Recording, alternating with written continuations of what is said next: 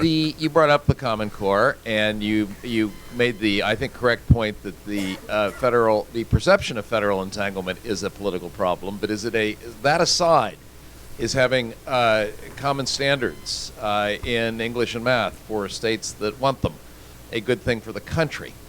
Yeah, if the standards are good and the standards are right, yes. And but it's it's all in the details. It's all in the implementation. It's all how you do it, how you assess it, how you put it in, what the reading list becomes. I have not seen the social studies and math, but have you?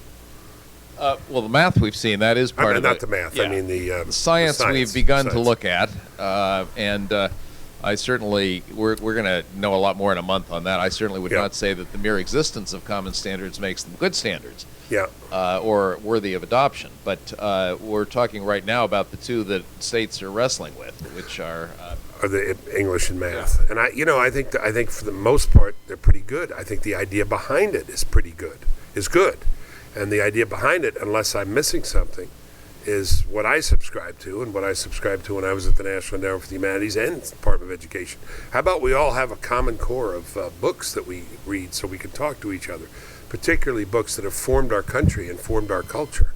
I think that's the beginning of it, and then standards and assessment as well. When we talk about this on the radio, we get a whole range of reaction, but a lot of it is, well, I read that they're imposing in Texas the requirements that you got to read every one of Barack Obama's speeches instead of Lincoln. And I said, where is that? I haven't seen that. And I mean, even paranoids have enemies. I understand that. But this is what happens when these things get caught up in the politics. If we could go back to what I say, I don't know how much detail to get into this, what I say to somebody who calls is, let's take those 4 books. Shakespeare, the Bible, you don't have to believe it's the revealed word of God, but it's the seminal book in Western literature, culture. Bible, Shakespeare, plays, the founding documents. Don't you believe all American students should have some familiarity with that? Yes. All right, well, let's build it from there. Now, I understand you might end up with a list of, 2,700 titles or 7,200 titles.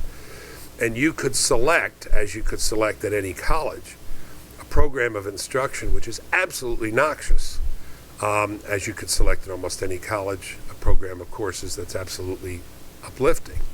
So in the implementation of the details. But a cheer and a half, a cheer and 3/4 for Common Core.